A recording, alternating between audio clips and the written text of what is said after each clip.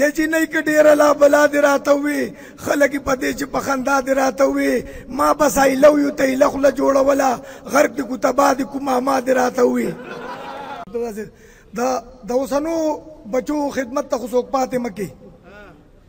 د اوسنو بچو خدمت ته خو څوک پاتې مه کې او په اخري کې دې ذلت ته خو څوک پاتې مه کې 2 ورځې یو دوی سره وي 2 ورځې بل دوی سره او لکه فوټبال دې مشقت ته خو څوک پاتې مه کې او چې ښځه نه وي لورې نه وي نو د ژوند څه مطلب د دینګیندو د لعنت ته خو څوک پاتې مه کې او په مور پلار باندې څه کوئ ترې ځئ مخکې تېرېږئ او ښځو نه زارېږئ خلکه ښځو نه زارېږئ په مور پلار باندې څه کوئ ترې ځئ مخکې تېرېږئ ښځو نه زارېږئ خلکه ښځو نه زارېږئ د ښځو خوا کې وګورئ هر قسمه خوشحالۍ دي موجونه خمارونه سرودونه دي مستۍ دي بوډا بوډۍ کیسې دي اوس خو تشې بیمارۍ دي خبرې اوس ټولې د تاوان او د خوارۍ دي او جوړ ترې ماشومان دي د دوی مه ورئ تېرېږئ ښځو نه زارېږئ خلکه ښځو نه زارېږئ ښځې خو بس ښځې دي ښایسته کائنات دی حق په خاوند باندې د مور او پلاره زیات دی دا در نه راضي وي نو د کور ختم فساد دی هر ګفتار شاد دی او هر کاته نبات دی وړاندې رستو کېږئ ترې په دې کار مه شرمېږئ او ښځو نه زارېږئ خلکه ښځو نه زارېږئ او پرېږدئ اوس بوډا بوډۍ پیلا ډېرې خرچې دي یو خو زرخوړۍ رنګ رنګ مطالبې دي پلار خو دې لا پرېږده چې لا ډېرې دادې دي زویه ته رښتیا وایې لایق دادرې دي مه ورئ احکام د خدای قرآن ته مه ودرېږئ او ښځو نه زارېږئ خلکه ښځو نه زارېږئ او څه وایي پیغمبر زموږ په خپو کې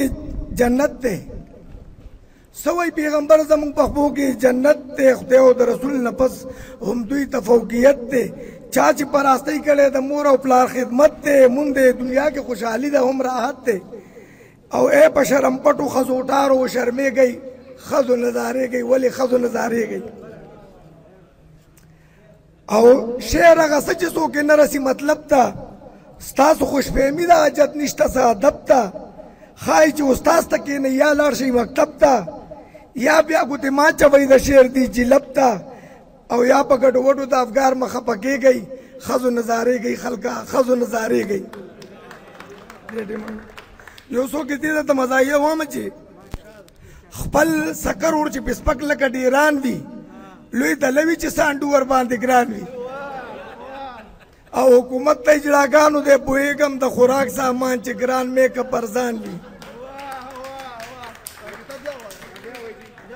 خپل سکر ور چې پسپک لکه ډیران وي لوی دله وي چې سانډو ورباندې ګران وي او حکومت ته اجراګانو دی پوهېږم د خوراک سامان چې ګران میکپ ارزان وي یجینۍ که ډېره لا بلا دې راته وي خلک یې په دې چې په خندا دې راته وي ما بس ایلو یو ته ایله خوله جوړوله غرق دې کو تباه دې کو ماما دې راته وي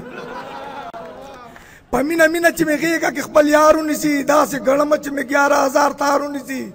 صفدر صاحب تار کلی وم او تا ته دې ډالۍ وي په مینه مینه چې مې غېږه کې خپل یار ونیسي داسې ګڼمه چې مې 11,000 تار ونیسي دا خو مین دي چې سینو کې ګرځوي ورونه جینۍ خو خوله کې د یوه چونډۍ نسوار ونیسي